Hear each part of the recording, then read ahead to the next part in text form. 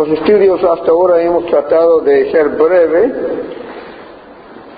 mencionando los puntos culminantes, pero parece propicio que hacemos un breve resumen en cuanto a unas correcciones y ampliaciones de lo que hemos dicho hasta aquí en cuanto a los primeros 7 capítulos de Daniel. Y primeramente queremos hablar entonces en cuanto al reino de Medo-Persia, que fue mencionado en el capítulo 5, cuando Daniel dio la interpretación de las palabras escritas en la pared, diciendo en el verso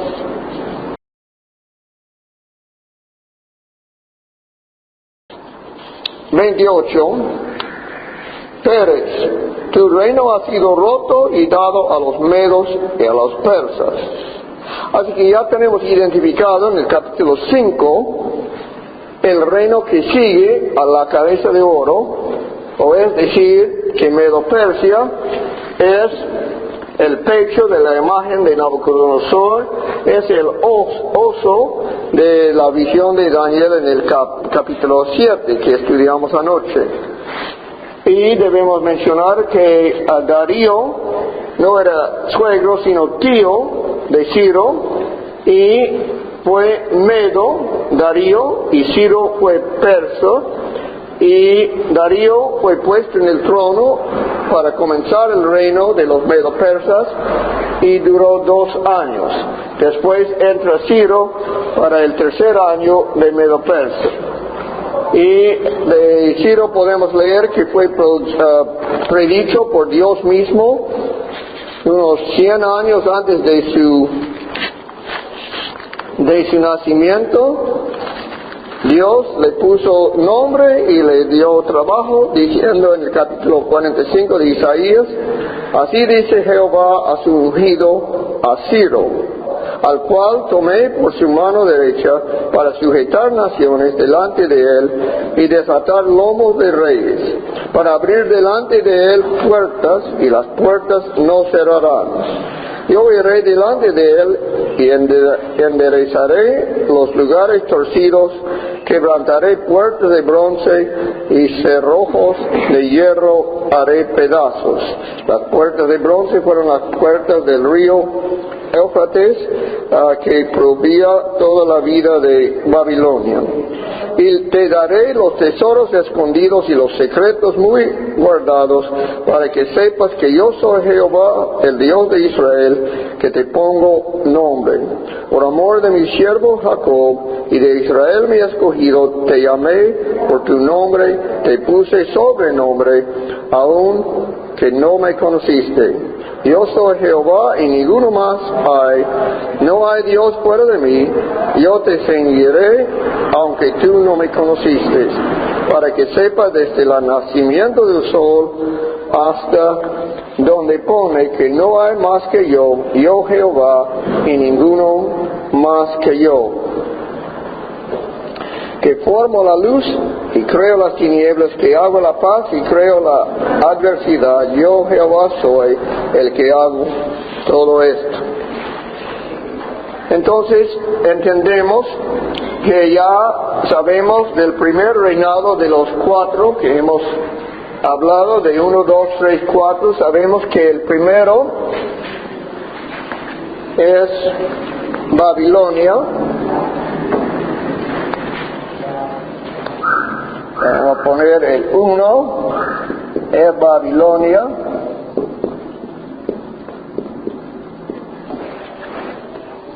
Y el 2 es Medo-Persia. Medo-Persia.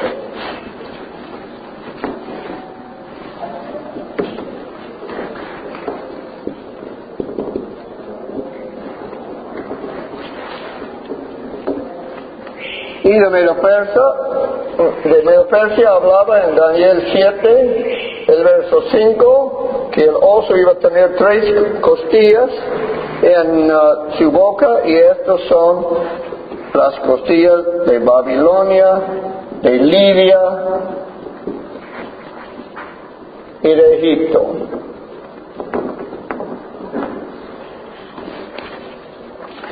que fueron los gobiernos conquistados por Ciro para formar su reino de Medo-Persia.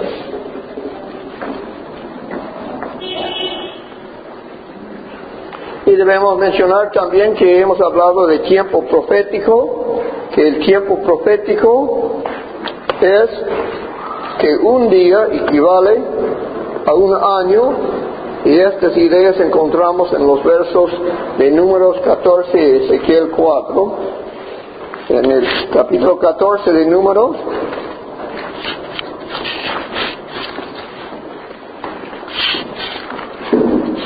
y el verso 34,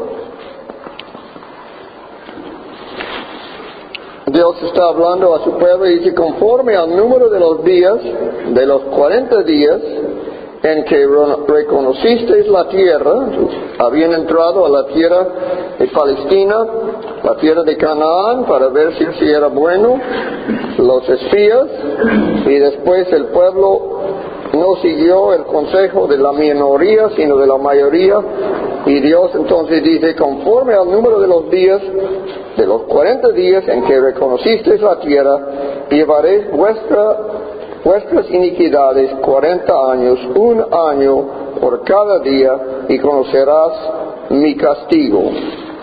Y en Ezequiel capítulo 4, Dios nuevamente está dando profecía, y por medio de Ezequiel Dios le hizo como un ejemplo.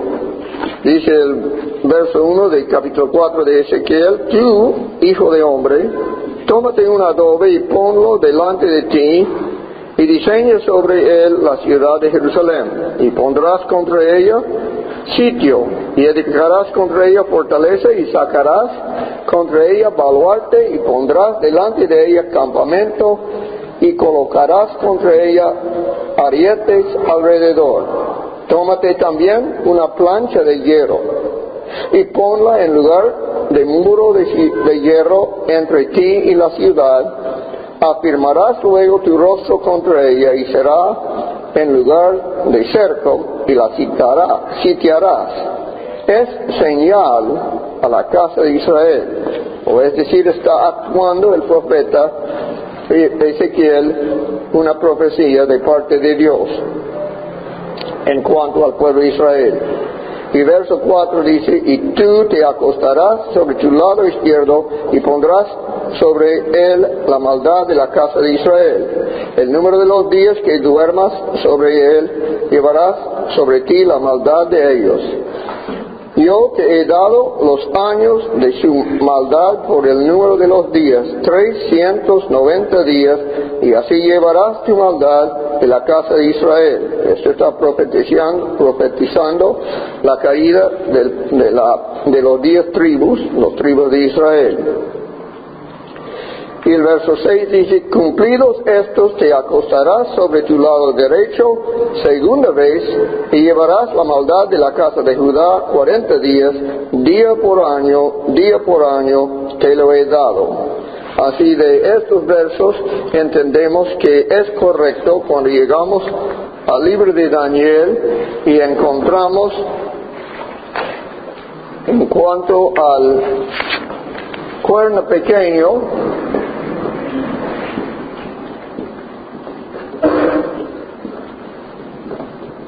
que dura 3.5 tiempos, que son años, multiplicamos por 360 días en el año y salimos con los 1.260 días que son en profecía años.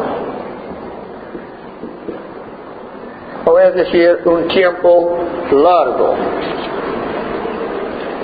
No estamos diciendo que Daniel entendía que fuera año profético, y por eso 3.5 años no era un tiempo muy largo para él. Él esperaba que el reinado sea devuelto a Jerusalén, que el rey verdadero sea puesto en el trono en Jerusalén, que el santuario sea restaurado en Jerusalén y que el pueblo regresara a su tierra patria.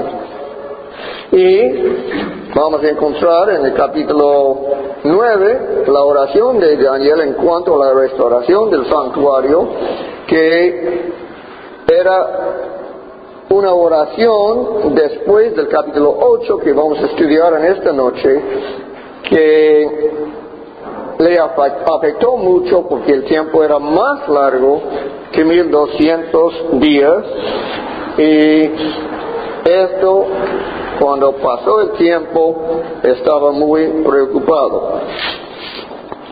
Y debemos hablar también en cuanto a la idea que hemos presentado, que Cristo es el juez en el juicio investigador. En el juicio de Daniel 7 hemos dicho que el juez que se sentó es el mismo Hijo del Hombre que fue ante el Padre. Y hemos puesto unos versos en la pizarra. Vamos a leer Juan, el libro de Juan, capítulo 5, que mencionamos anoche en el tiempo de preguntas. Y podemos comenzar con el verso 19. Y respondió entonces Jesús y les dijo: de cierto os digo, no puede el Hijo hacer nada por sí mismo, sino lo que ve hacer el Padre, porque todo lo que el Padre hace, también lo hace el Hijo igualmente. Porque el Padre ama al Hijo y le muestra todas las cosas que Él hace, y mayores obras que éstas le mostrará, de modo que vosotros os maravilléis. Porque como el Padre levanta a los muertos y les da vida, así también el Hijo a los que quiere da vida. Porque el Padre, verso 22, porque el Padre a nadie juzga, sino que todo el juicio dio al Hijo, para que todos honren al Hijo como honran al Padre. El que no honra al Hijo no honra al Padre que le envió. De cierto os digo, el que oye mi palabra y cree al que me envió tiene vida eterna y no vendrá a condenación, mas ha pasado de muerte a vida. De cierto os digo, viene la hora, y ahora es, cuando los muertos oirán la voz del Hijo de Dios, y los que la oyeran vivirán. Porque como el Padre tiene vida en sí mismo, así también ha dado al Hijo el tener vida en sí mismo. Y también le dio autoridad de hacer juicio por cuanto es el Hijo del Hombre. Este verso 27 menciona el mismo término de Daniel 7, que Cristo es el Hijo del Hombre, y dice que le es dado autoridad de hacer juicio. Y podemos leer en el libro de Hechos, en el capítulo 10, cuando Pedro está en la casa de Cornelio y está dando su apelación final en su predicación en la casa de Cornelio, después de haber mostrado que Dios demanda justicia para ser aceptado. Después enumera las obras de Cristo en el Evangelio, lo que Cristo hizo, y en el verso 42 termina diciendo: y nos mandó, Dios nos mandó a nosotros los discípulos, y nos mandó que predicásemos al pueblo y testificásemos que Él es el que Dios ha puesto por juez de vivos y muertes. O es decir, Cristo, según Pedro, es el que Dios ha puesto por juez de vivos y muertes. Y hemos dicho que esta idea corresponde con la obra del sacerdote en el Antiguo Testamento, que podemos leer en Deuteronomio 21:5, en cuanto al oficio del sumo sacerdote. Dice en el capítulo 21 de Deuteronomio y el verso 5: entonces vendrán los sacerdotes, hijos de Israel, porque a ellos escogió Jehová tu Dios para que le sirvan, y para bendecir en el nombre de Jehová, y por la palabra de ellos se decidirá toda disputa y toda ofensa. O estamos diciendo que Cristo en el capítulo 7 de Daniel entra y se sienta como juez. Estos están en lugares celestiales, el trono de Dios, dice la Escritura, está en el cielo, y los tronos fueron puestos. Entendemos que este juicio ocurre en el lugar santísimo del santuario celestial. Entró el Padre, se sentó, después entró el juez, Cristo Jesús, se sentó el Hijo del Hombre y vino con una nube de ángeles para hacer el juicio según el capítulo 7 de Daniel, lo que estudiamos anoche. Hasta ahí entonces hemos dado unas correcciones y ampliaciones a las cosas que hemos mencionado hasta aquí.